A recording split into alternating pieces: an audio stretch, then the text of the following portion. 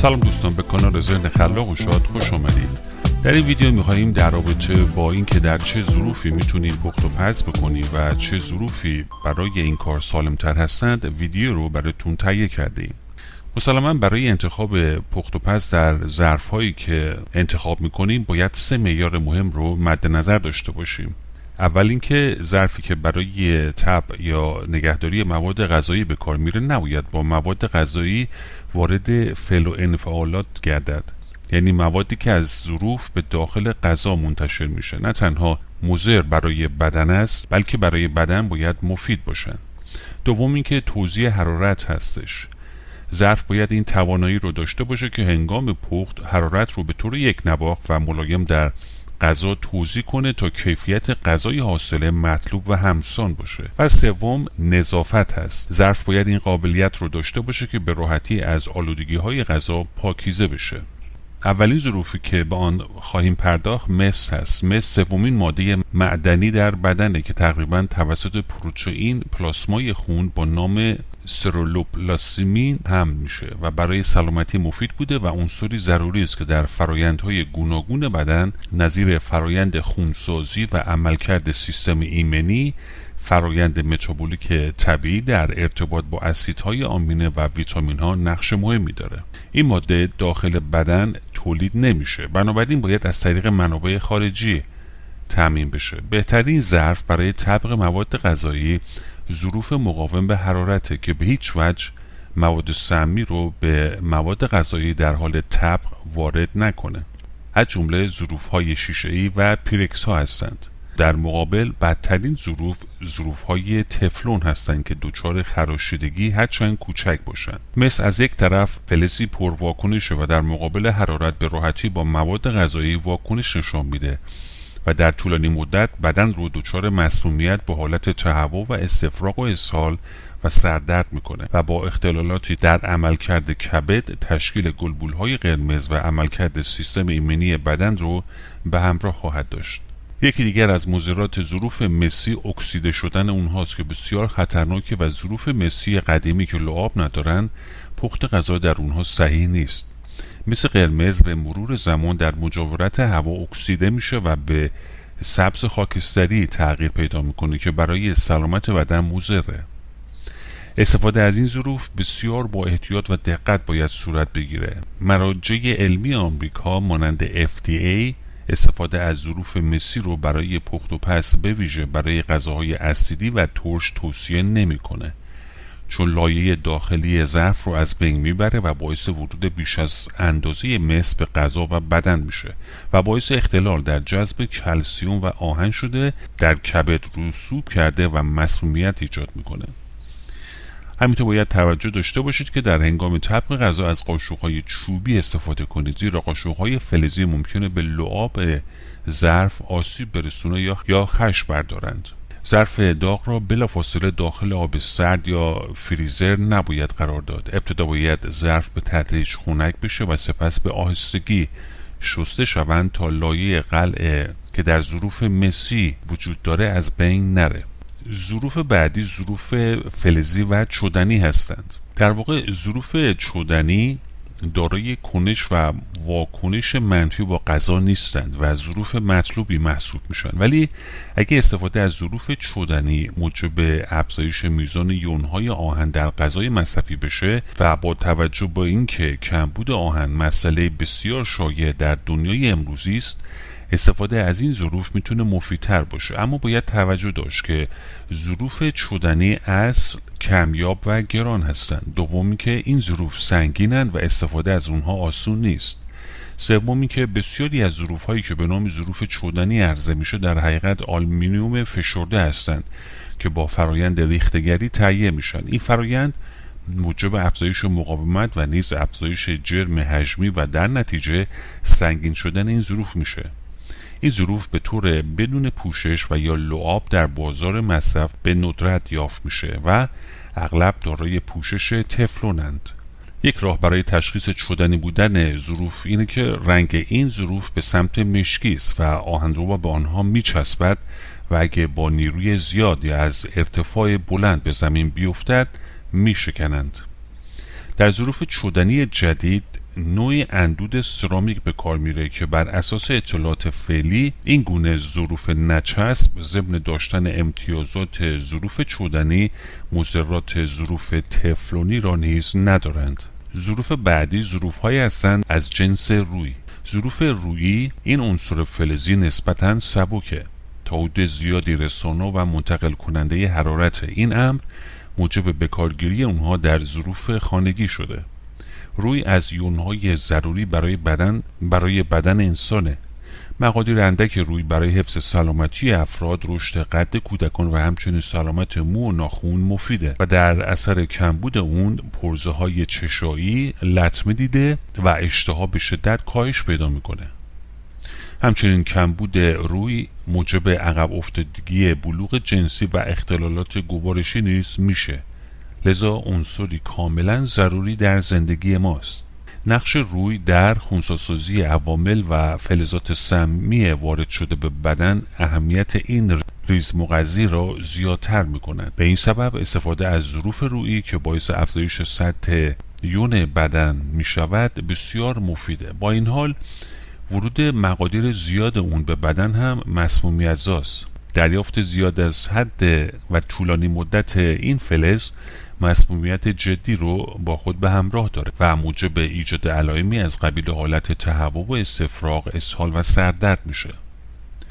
پخت غذا به ویژه غذاهای اسیدی و ترش و نگهداری غذا در ظروف رویی موجب ورود مقدار زیادی از این فلز به داخل غذا میشه. از اونجا که چسبندگی غذا به ظروف روی زیاده، اغلب در هنگام صرف غذا اقدام به تراشیدن باقی مانده غذا از ظروف می شود که موجب افزایش ورود روی به بدن و بروز مسمومیت میشه.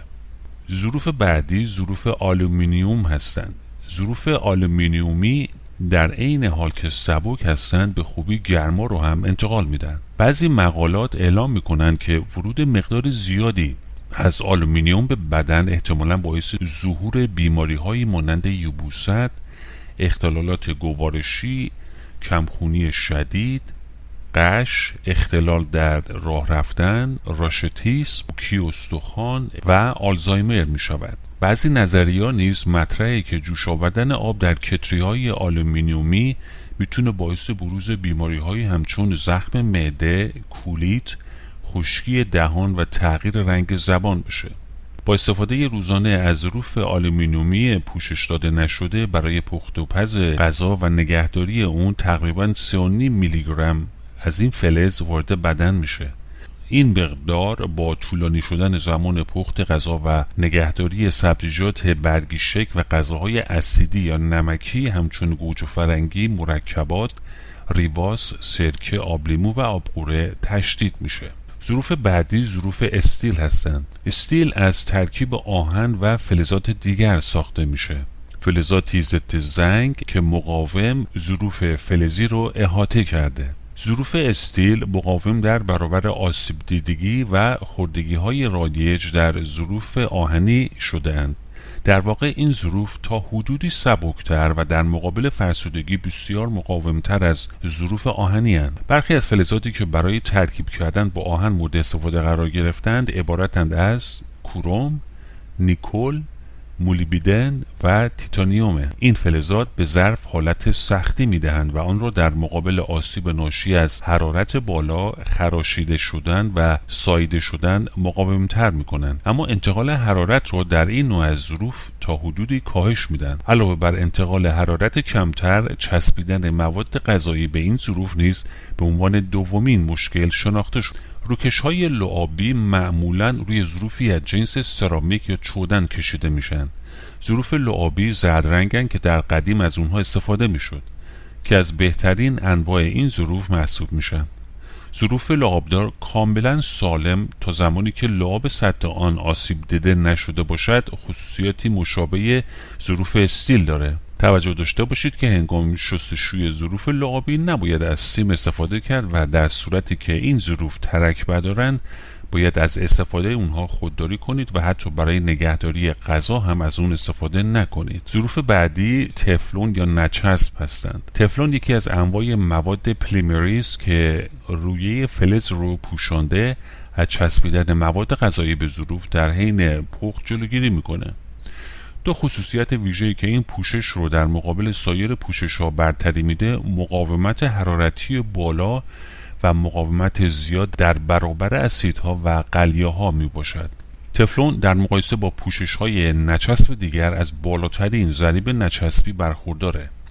مهمترین ماده اصلی نچسب در ظروف تفلون که امروزه نیز به کار می رود همون ترکیب پلی‌تترافلورواتین است که ماده‌ای با مقاومت حرارتی مطلوب، ضریب استهلاک کم و عایق الکتریسیته است. سازندگان تفلون این ماده را ماده غیر سمی و از نظر شیمیایی بی‌اثر می‌دونند.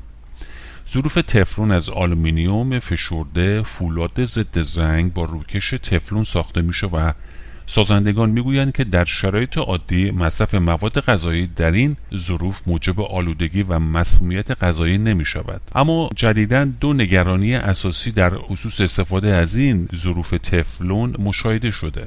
اول اینکه اثرات حرارت بر این ظروف ممکنه با احتمال تشکیل مواد سمی در اونها همراه باشه و دوم جدا شدن تکه‌های تفلون از کف ظرف و وارد شدن اونها به بدن که ممکنه برای سلامتی زیانبار باشه.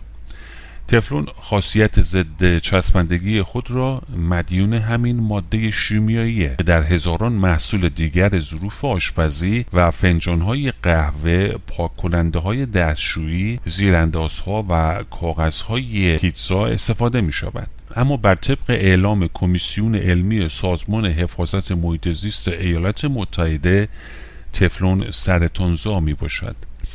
تحقیقاتی که توسط گروه کاری محیط زیست در آمریکا انجام شده نشان داده که وقتی دمای تفلون از حد معینی بالاتر میره، در اثر تجزیه لایه پوشاننده آن حدود 15 نوع ذره و بخار سمی آزاد میشه که از این تعداد دو ماده به نامهای پلی‌تترافلورواتین رشد کرده و دارای اثرات شناخته شده سمیه و حتی مرتبط با سرطان در حیوانات. چندی پیش محققان دانشگاه تورنتو نیز بر پایه نتایج یک تحقیق اعلام شده که تفلون در اثر حرارت تجزیه میشه و گازی که در اثر تجزیه از آن متصاعد میشود برای محیط زیست زیان آور است.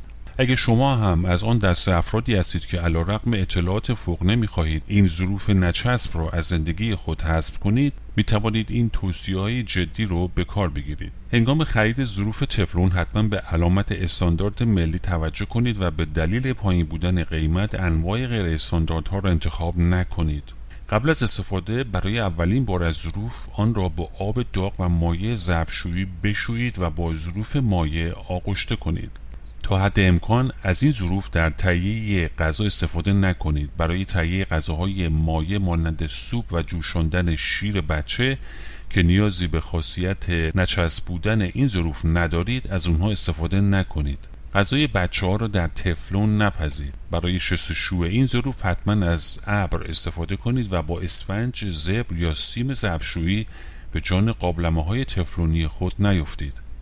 در ضمن بهتر از پودهای شوینده استفاده نکنید و از مایع ظرفشویی استفاده کنید. قاشق فلزی را به ته ظرف تفلونی نکشید و برای این کار از قاشق‌های چوبی استفاده کنید.